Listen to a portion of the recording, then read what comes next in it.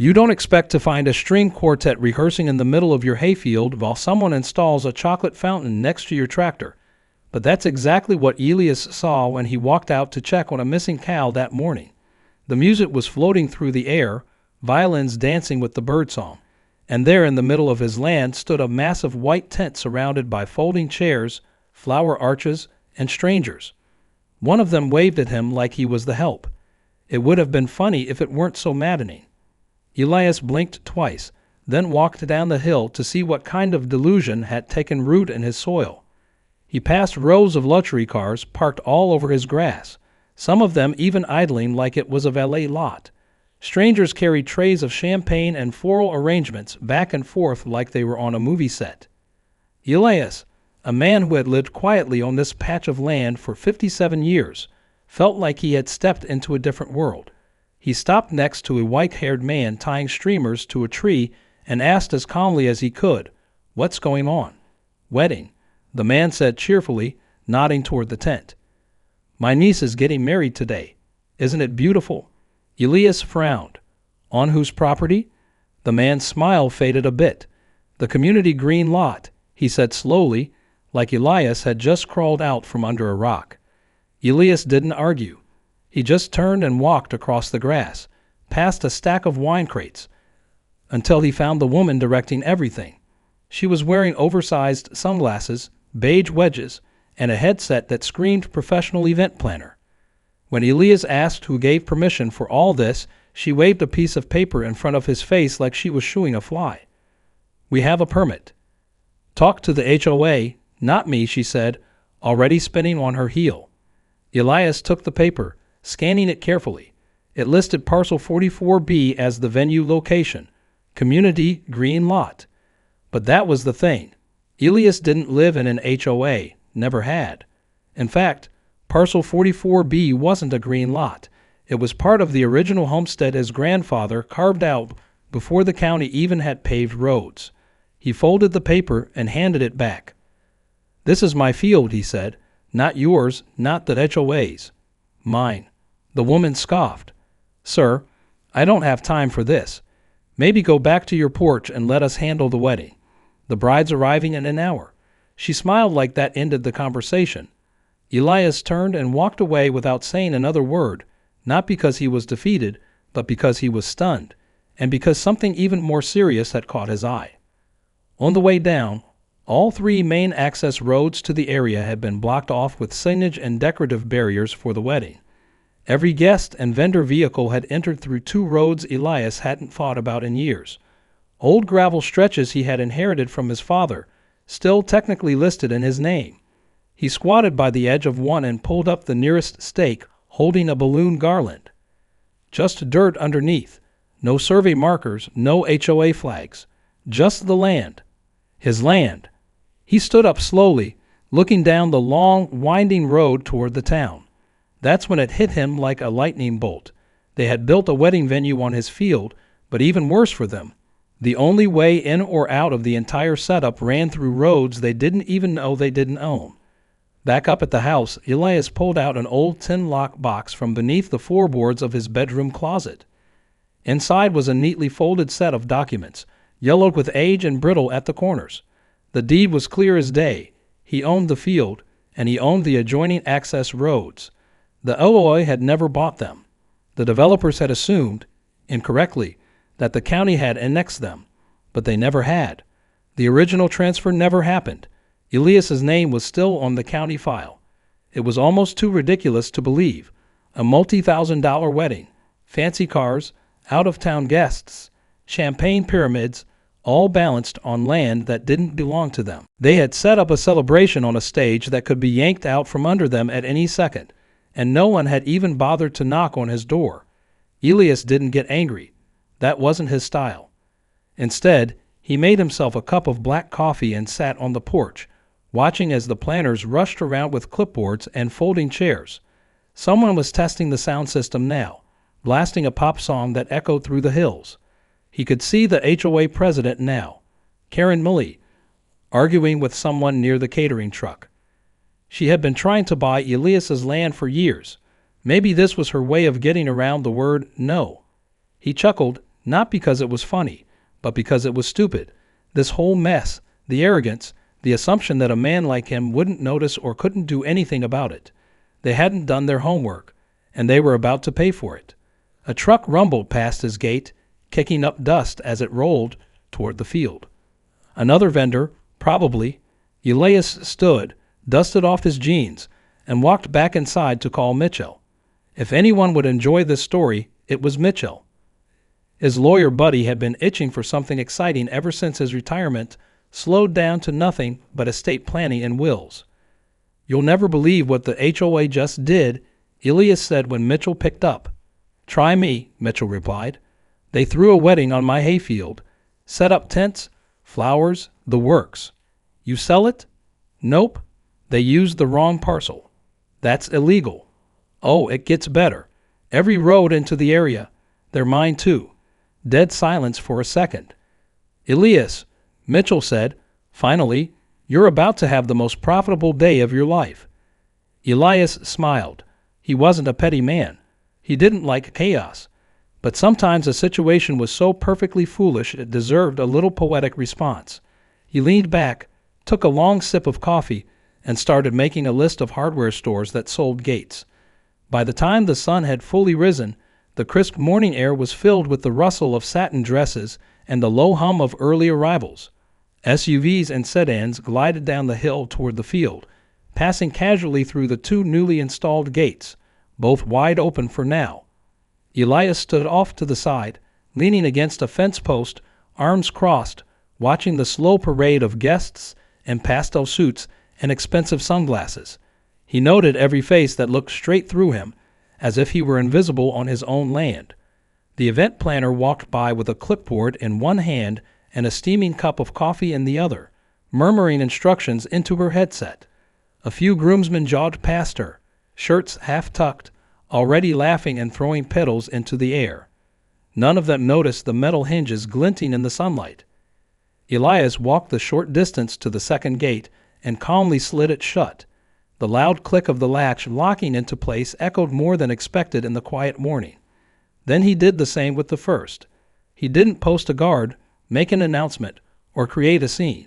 He simply locked both gates and walked back to his porch, where a folding table now sat beside a red cooler, a cash box, and a handwritten sign that read "Access Fee. Pay here." He pulled up a chair, set out a stack of envelopes, and sipped coffee from his chipped thermos. This wasn't about confrontation. It was about boundaries and lessons. An hour later, the commotion began. From his spot on the porch, Elias could hear the rumble of an engine revving near the lower gate. A sleek black car was idling there, then honking once, then again. After a few minutes, it reversed and circled up toward the upper access road, only to be blocked again. From the distance, he watched as the driver stepped out, examined the gate, tried to pull it, then stood there uncertainly. That was the first ripple. The second came a few minutes later when a delivery truck carrying cases of wine stopped at the first gate and remained there. The driver called someone on the phone, made a few hand gestures toward the locked gate, then began turning the truck around with a visible amount of frustration. A few guests already inside the field began noticing the activity and wandered up the hill to investigate. One of them recognized the sign Elias had put up and stormed toward the porch. He was a middle-aged man in a blue sports jacket and white loafers, the kind of man who spoke like everyone was beneath him unless they were pouring his drink. He stopped in front of the table and slapped the sign twice with the back of his hand. "You trying to be funny, old man?" Elias smiled. "Nope. Just running a toll booth, same way your HOA runs your gate fees." "This isn't even an HOA road," the man barked. "Exactly," Elias replied. That stopped the man for a moment. His mouth opened, then closed again. He turned and marched back toward the wedding tent, muttering angrily. Elias saw him approach Karen, who had just arrived in a white golf cart decorated with ribbons. She looked furious before the man even finished speaking. When she turned and looked up the hill toward Elias, her face went a shade darker. Elias raised his thermos in a friendly wave. Minutes later, she was storming up the path, clipboard clutched in one hand, heels stabbing into the soft ground. She didn't even wait to be greeted. "Unlock those gates right now. You're causing a major disruption." "No, ma'am," Ilias said simply. "I'm protecting private property and regulating traffic on my roads. These roads are for the community, always have been." "Show me the deed," Ilias said, keeping his tone calm. Karen opened her mouth, hesitated, then shut it again. "You don't have it," Ilias continued, "because I do. You're on private roads and private land." "We have permits," she snapped.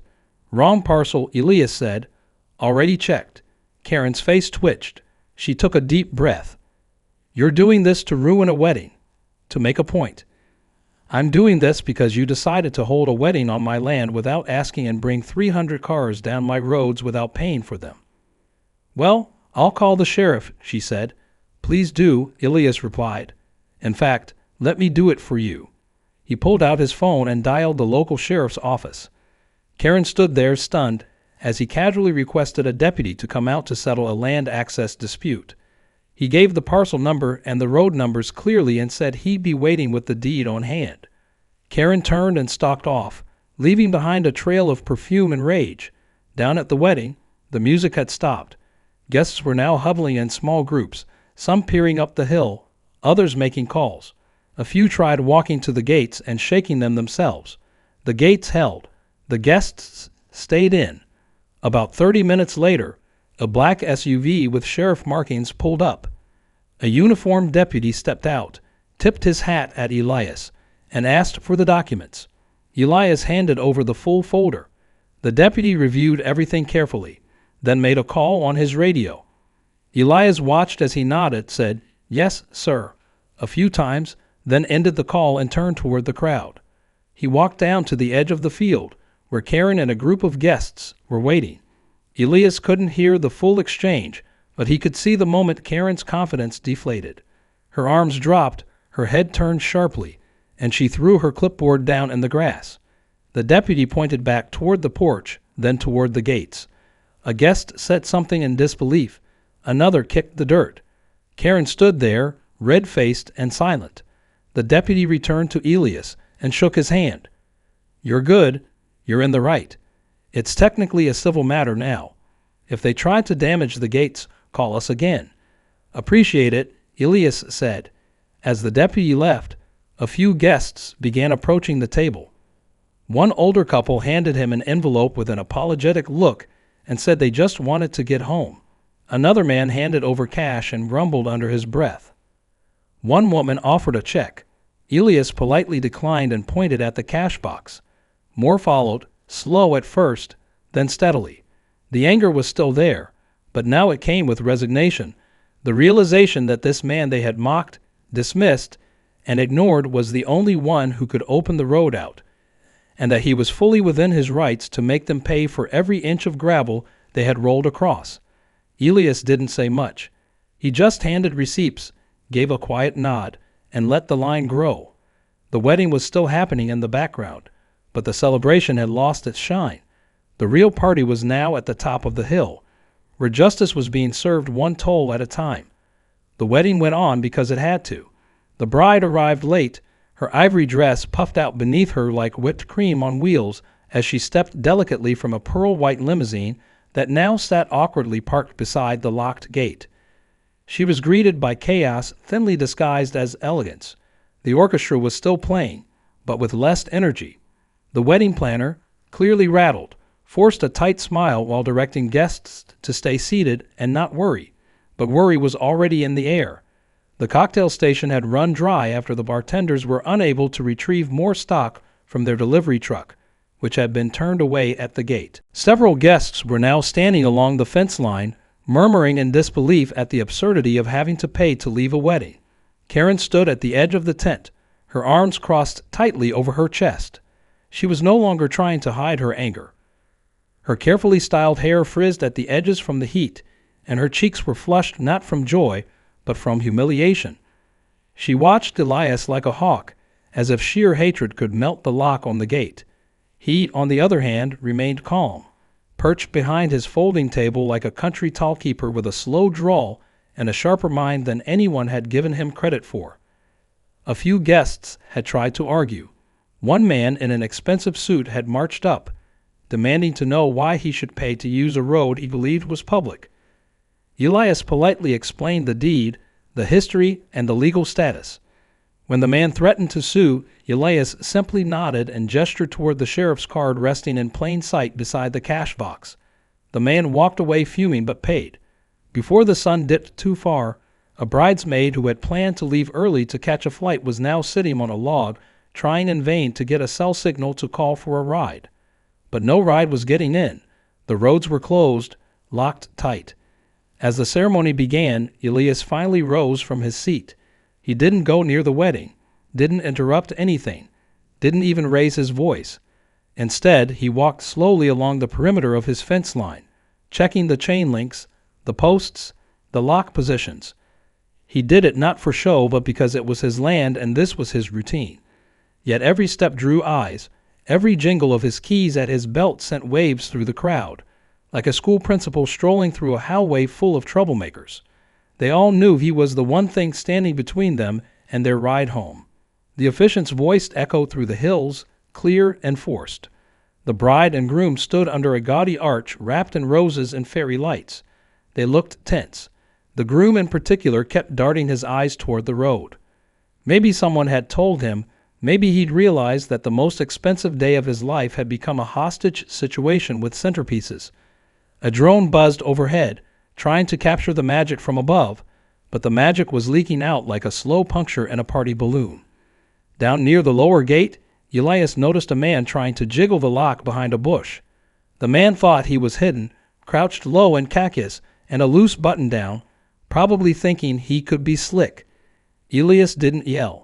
He just walked over, boots crunching steadily on the gravel, and cleared his throat. The man looked up, startled, then bolted back toward the field like a teenager caught sneaking a cigarette behind the gym. Elias didn't chase him, just checked the lock, tightened the chain, and dusted off his hands. Back at the top of the hill, a small group of guests had now formed a line again, cash in hand, some shaking their heads in disbelief, others cracking nervous jokes to soften the blow. One woman, clearly amused by the whole thing, whispered to Elias that this was the most exciting wedding she'd ever attended. He gave her a receipt and told her to keep it. "In case you want to frame it," he said. The woman laughed and walked off with a grin. Not everyone was angry. Some saw the humor, the irony, the poetic justice. Karen was not one of those people. She came storming back up the hill for a second time, this time dragging behind her a man who looked like a lawyer, or at least someone who played one convincingly. He had a briefcase and a bad attitude, and he was already waving his hands as they approached. "You're holding these people hostage," the man said, pointing his finger at Elias's chest. "I'm operating a legal toll on a private road," Elias replied evenly. "This is extortion." "No, sir. This is property enforcement." The man opened his briefcase and pulled out a stack of papers. "We'll see what the court thinks." "Already have," Elias said, holding up his own folder. The man glanced at it, blinked, and paused. "Deed registered since '74. Road rights never transferred. County clerk confirmed it yesterday. Sheriff already came by and signed off. Any other questions?" Karen's mouth opened and closed again like a fish gasping in a bucket. The man slowly lowered his hand, eyes narrowing as he scanned the ridge and the field below. Then he packed his papers back into his case and muttered something about following up later. They walked off with shoulders stiff and steps slower than when they had arrived. The sun began to lower behind the hills, painting everything gold. The ceremony ended, and the photographer rushed to capture the last light. People posed with forced smiles, pretending everything was fine, but the tension hummed thick in the air. Guests were no longer talking about the bride's dress or the cake. They were whispering about the man with the folding table and the cash box. They were wondering how they got here, how nobody had checked the parcel number, how no one had asked the man on the hill before turning his hayfield into a stage. When darkness finally crept in and the fairy lights took over, Elias packed up his table and returned to his porch. He left the gates locked. Anyone who hadn't paid by now would have to wait until morning. He wasn't cruel, but he wasn't opening the gates at midnight for the same people who had parked on his alfalfa and yanked his water cords out of the barn. As he sipped his coffee under the porch light, he listened to the muffled music in the distance and let himself smile. They had planned a fairy tale. What they got was a lesson. And the night was still young. The night grew cooler as the last notes of the wedding band drifted into silence, and the guests began to shuffle about uncertainly. The dance floor, once the center of energy, was now half empty. Some guests sat on folding chairs, checking their phones for signal, while others walked in circles near the edges of the field, trying to figure out how to get home without paying. The buffet had run out of food, and the cake, once displayed with pride, had been hastily cut and boxed up. Laughter was scarce. The wedding that had begun with such grandeur now resembled a gathering of confused travelers stranded at a forgotten station. Elias had turned off the porch light and gone to bed hours earlier, but he wasn't sleeping. He lay in bed, listening to the distant murmur of conversation carried on the wind and the occasional clunk of someone testing the locked gate again. It wasn't anger that kept him awake, but anticipation. He had a feeling that come morning, the real fallout would begin. Tonight had only been the opening act. At first light, Elias brewed a fresh pot of coffee and walked out to check the gate. The field was quiet. Most of the guests had gone back to their cars to sleep or had gathered near the tent, huddled under rented space heaters. A few had paid their way out last night and left before things got worse, but many had stayed, hoping someone would find a loophole or that Elias would get tired and open the gate out of mercy. He had done neither. Karen approached shortly after sunrise. She was no longer dressed for a wedding. Her outfit was wrinkled, her eyes tired, and her tone different. She wasn't shouting anymore. She spoke with a forced calm that came from someone trying to salvage control. "Look," she said, "we just want to wrap this up peacefully. You've made your point. We've all had a very long night." "I don't believe I've made my point yet," Elias replied, not unkindly. "But I'm listening." Karen hesitated, clearly unprepared for that answer. "We'll pay you a flat rate to open the gates, $1,000. That should cover whatever this is." Elias sipped his coffee and didn't respond. "It's more than fair," she added. "Ma'am, you hosted an unauthorized wedding on my private land, brought in over 100 vehicles on my private roads, disrupted my livestock, and tapped into my power without permission. If you think $1,000 covers that, then I don't believe we're having the same conversation." Karen's jaw tightened. "Then what do you want?" "Respect would have been a nice place to start," Elias said, "but for now, I'll settle for my toll. $500 per vehicle, cash only, same as yesterday. And if you'd like a written receipt for your HOA records, I'll be happy to provide one." "This is extortion," she said again, though even she no longer sounded convinced. "You keep using that word," Elias said, "but the law says otherwise." Karen turned and walked away without another word. Over the next hour, the scene played out much like it had the day before. Guests approached reluctantly, some quietly handing over cash, others trying to haggle, and a few insisting on arguing for the sake of pride. A few called ride-share apps, only to discover they couldn't get a pickup inside the locked area. One man attempted to hike out through the woods but returned with a torn jacket and mud-stained shoes. Elias remained composed through it all. He didn't raise his voice. He didn't gloat. He simply enforced the rules and let the consequences play out. Around mid-morning, a silver SUV pulled up, and out stepped a sharply dressed man in a navy suit carrying a briefcase. He introduced himself as a representative from the HOA's legal counsel. His tone was confident and slick, practiced like someone used to making problems disappear. "Mr. Thompson, I assume," he said. "That's me," Elias replied. "We've been authorized to offer you a formal settlement. The OA acknowledges the confusion regarding the parcel and wants to resolve this quickly. We'll pay for the road usage retroactively and agree to cover minor damages to your property." "That's very thoughtful," Elias said. The man smiled. "We're proposing $2,000. That's in addition to what's already been collected at your gate." Elias nodded slowly, then pointed toward the field. "You see all that out there? The tire ruts, the grass turned to mud. You see the trampled fencing and the generator cords still plugged into my barn." The man glanced over but said nothing. "Now you tell me, Does $2,000 sound fair to you? The lawyer shifted slightly. It's a starting point. It's a weak one, Elias said. I'll be contacting the county survey office and an appraiser this afternoon. I'll get a full valuation on the land usage, the infrastructure damage, and the trespass. Once that's done, I'll invoice the HOA. If they refuse, I'll file a civil claim. The man's face remained still, but his shoulders sank just slightly. You're serious then? Dead serious. The man gave a polite nod, returned to his SUV, and left without another word. Elias watched him go, then returned to the table. More guests were now trickling in with cash in hand, no longer angry but embarrassed. A few apologized. One elderly couple even thanked him for being patient. They said it had been the strangest wedding they'd ever attended, but at least it was memorable. As the last of the cars rolled out, Elias unlocked the second gate and slowly walked back toward the barn. The field was littered with garbage, flattened grass, and forgotten decorations. What had once been a functioning pasture now looked like a post-festival disaster, but Elias wasn't angry. This had been a long time coming. He'd been ignored, disrespected, and treated like a relic by the HOA for years. They saw his land as an inconvenience, something to pave over or push aside. Now they would see it for what it truly was, not just a piece of dirt, but a reminder that ownership still meant something, that boundaries mattered. He returned to the house, took one last look at the now empty road, and made a call to Mitchell.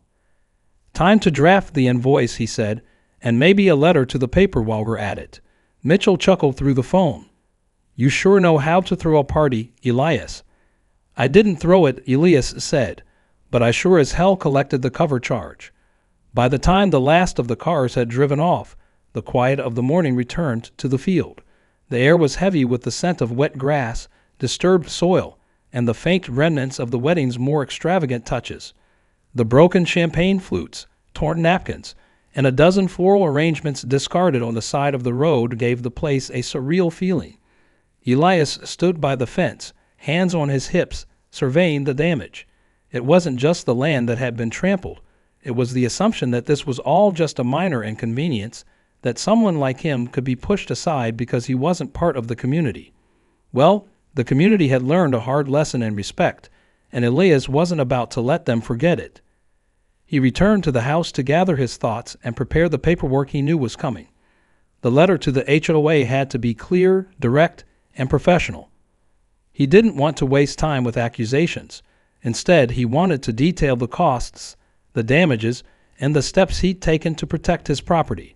He wasn't interested in revenge, just compensation, and a little bit of recognition wouldn't hurt either. The envelope had to be perfect.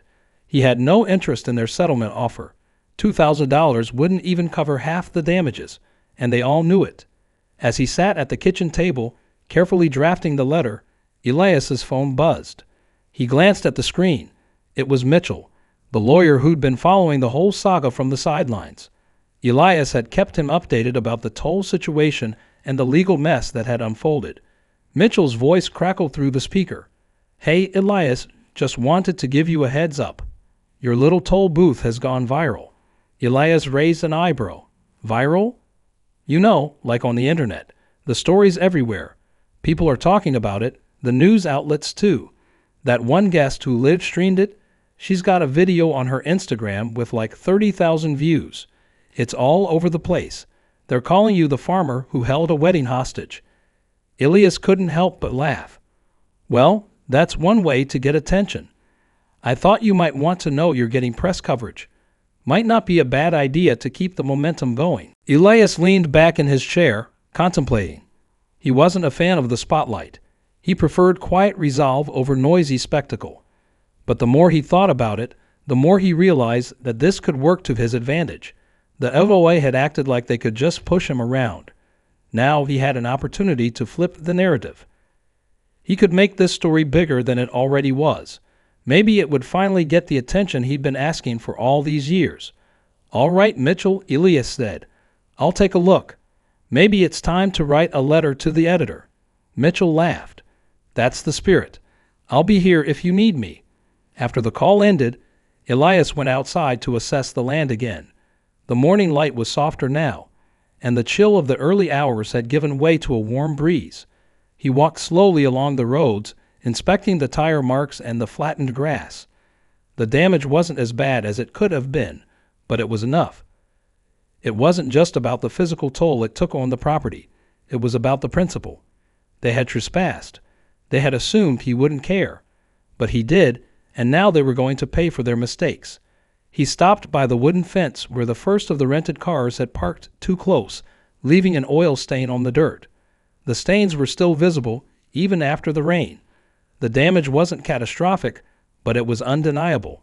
His property had been disrespected, and that couldn't be undone. As Elias walked back to the house, he heard the faint sound of a vehicle approaching. It was the sound of a car, then a truck, driving slowly down the gravel road. It was too early for deliveries or the usual traffic. When he turned the corner, he saw the SUV that had arrived just after sunrise the day before. But this time, it wasn't a lawyer or a representative from the HOA. The person in the driver's seat was familiar. It was Karen. She had come back. Elias crossed his arms, standing firm at the edge of the driveway, watching as she pulled up to the gate. Karen rolled down the window, her face tight with frustration. "Elias," she said with forced calm, "we need to talk." Elias didn't respond immediately. Instead, he stood there silently, waiting for her to continue. He wasn't in a hurry. "I realize we've had some miscommunication," she said, her tone now a little softer, "and I think we can come to a resolution without escalating things further." Elias raised an eyebrow. "Escalating? You came here, set up a wedding on my land, and blocked my roads without permission. You're the one who escalated things." Karen's jaw clenched. "I understand that now, and I'm sorry for how everything went down. But we don't need to make this worse. The HOA wants to settle this. We'll offer you $5,000 to cover the damages and any inconvenience. We just want this to be over." Elias considered the offer for a moment. $5,000 was a much better starting point than the $2,000 they had offered before, but it still wasn't enough. $5,000 doesn't even cover the cleanup, Elias said calmly. "That's a quick payout for you, but it's not enough to make up for the damages you've caused. The land is mine, and I've been more than patient." Karen's face softened for a second, as if she were reconsidering something. Then she exhaled slowly. "What do you want, Elias? What will make this right?" Elias looked at her for a long moment before answering. "I want respect.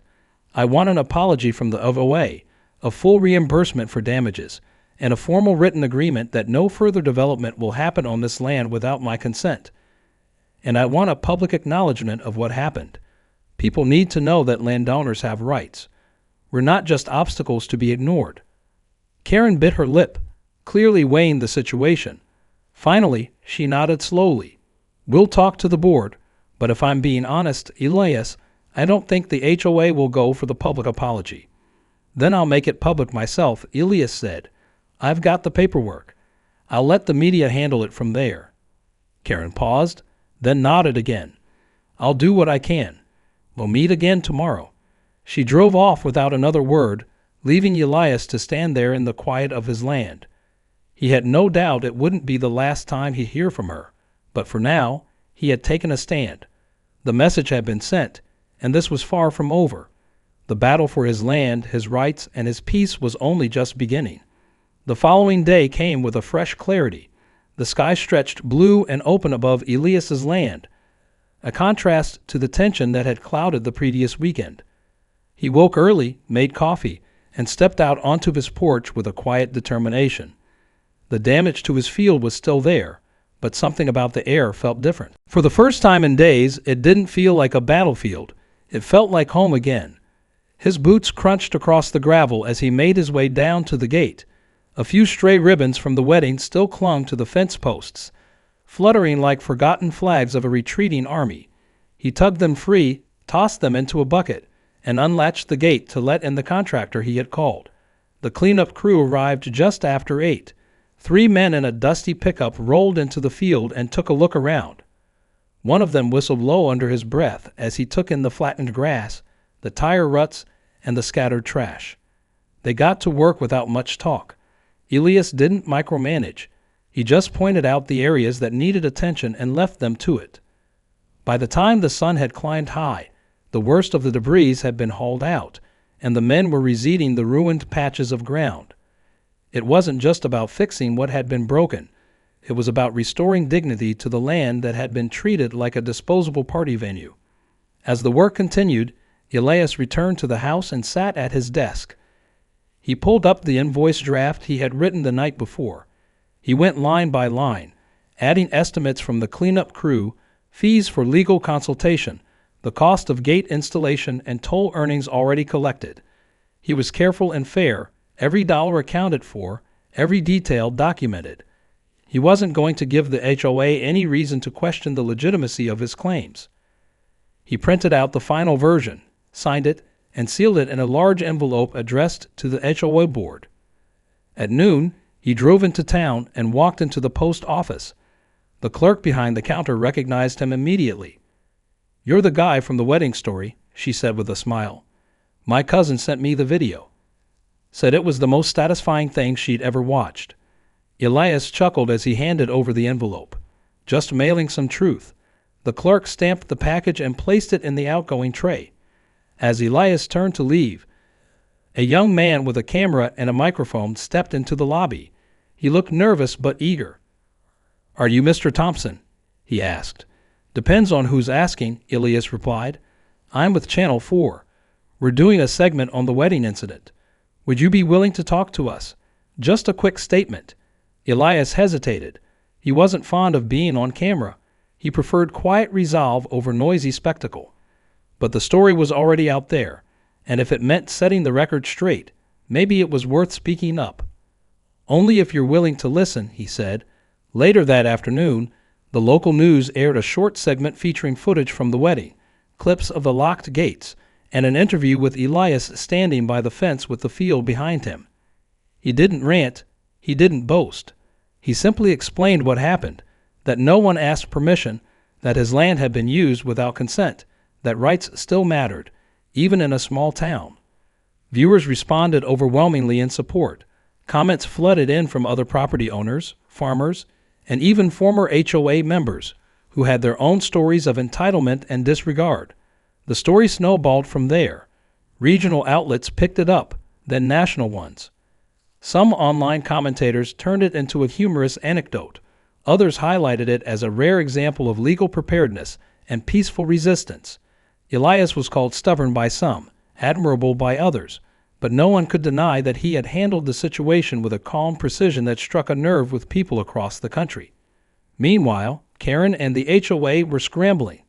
The board met an emergency session the day after Elias's story hit the wider news.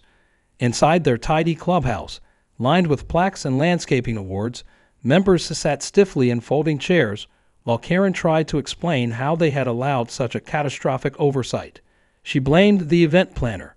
She blamed the county records. She even blamed the guests for overreacting. But the damage was already done. Photos of her arguing with guests and screaming near the gate were now memes on social media. Her leadership, once considered ironclad, was cracking. Several members of the board called for her resignation, and the motion to censure her was scheduled for vote. Back at the ranch, Elias received a certified letter from the HOA 3 days later. It was carefully worded and clearly written by a lawyer. The board formally acknowledged the mistake, agreed to pay the invoice in full, and included a statement that no future events or developments would be held on or around Elias's property without direct written permission. They didn't apologize, not directly, but the tone was clear. They were backing down. Elias sat at his table with the letter spread in front of him. He read it twice, then folded it and placed it in his drawer. It was over, no more arguing, no more trespassing, no more pretending like his land didn't matter. He had stood his ground and won. A few days later, a familiar vehicle pulled up to the gate. It was Karen. This time she wasn't wearing heels or holding a clipboard. She stepped out of her car slowly, holding nothing but a small envelope. Elias met her at the fence. "I came to say thank you," she said quietly. Elias studied her face. There was no smugness this time, no defiance, just a tired kind of acceptance. "It was never personal," he said. I just wanted what was right. She nodded and handed him the envelope. It was a handwritten note, a short one, not quite an apology, but close enough. We were wrong. Thank you for the lesson. Elias accepted the envelope with a simple nod. Karen turned and left without another word. The field was quiet again. The grass would grow back. The damage would fade. But the message would remain. People would remember what happened here, and they would think twice before crossing fences they didn't understand. Elias returned to the porch, sat down, and sipped his coffee. It tasted better than usual, maybe because it was brewed with the knowledge that some things, when stood up for, could still be made right. The week after everything settled was the quietest one Elias had enjoyed in a long time. The phones stopped ringing, the camera crews drifted away. The neighbors, even the ones who used to look the other way when Karen pushed boundaries, began waving from their porches again. Something had shifted in the town, not in a loud way, but in the way people carried themselves. The lines had been redrawn, not just on paper, but in people's minds. They remembered now that land has meaning, and that the people who work it and protect it are not to be ignored. Elias didn't strut about like he'd won some grand war. He just kept doing what he'd always done. He repaired the fence where it had been crushed by a delivery truck. He reseeded the rows where folding chairs had dug roots into the soil. He even took the time to clean and repaint the old sign at the top of the road that read Thompson Ranch, EST, 1974. It had always been there, but for the first time in a while, people were actually seeing it. One morning, a delivery van pulled up to the gate, and a young man stepped out with a clipboard. He handed Elias a large cardboard box addressed simply to the farmer. Inside was a framed print of one of the viral news photos, the one showing Elias leaning against the toll table, arms crossed and hat tipped just so, with the wedding tent in the background. Across the bottom of the print, someone had added a caption in bold black letters. It read, "Respect the fence." Elias laughed out loud. He didn't know who had sent it, but he mounted it right above the fireplace in his living room. It wasn't vanity. It was a reminder that sometimes the world notices when you do the right thing, even if you have to do it the hard way. By the following weekend, the cleanup was complete. The field looked like itself again. The only sign that anything unusual had ever happened was a small patch of grass that had refused to grow back just yet. Elias left it as it was, not out of laziness, but as a marker, a reminder that people had danced and argued and learned something there. Life had passed through it, and now life was moving on. He was sitting on the porch one afternoon when his neighbor Sam came walking up the drive with a sack of apples in one hand and a slight grin on his face. Sam was older than Elias by a few years, but had the kind of wiry energy that never seemed to run out. He handed over the sack and leaned against the railing. "Heard you're a celebrity now," Sam said. "Not by choice," Elias replied. Sam chuckled. "Well, you sure did it right. Whole town's talking. Karen resigned yesterday, you hear?" Elias nodded. "I figured it was coming. She's not built to lose. Board voted her out. That new fella from the post office is taking her place. He's already talking about revising the HOA rules to prevent this kind of nonsense from happening again." "Good," Elias said. "Maybe they'll learn to knock before walking into someone's pasture." Sam looked out over the field, whistled low, and shook his head. "Still can't believe they tried to throw a whole wedding here. What made them think you'd go along with that?" "They didn't think at all," Elias said. "They assumed. That's usually where the trouble starts." Elias offered Sam a chair and poured them both a glass of lemonade. They sat in companionable silence for a while, watching a few clouds roll across the horizon. Eventually, Sam stood to leave. "You ever throw your own party, Elias? Something out here with ribs and music, and none of the HOA drama." "Not yet," Elias said, "but maybe it's time." The idea took root faster than he expected. A few days later, Elias made some calls. He invited the cleanup crew, the sheriff, the clerk from the county office, Mitchell, and a few old friends from down the road. Word spread quickly. By Saturday, the smell of barbecue filled the air, and cars lined up along the edge of the field, but this time only where Elias had placed wooden markers reading guest parking. No one crossed the line without being told where to go. No one unplugged his pump. No one assumed a thing. A small band played under a canvas tarp strung between two oak trees, and kids ran laughing through the grass. There were folding chairs and coolers and paper plates balanced on knees.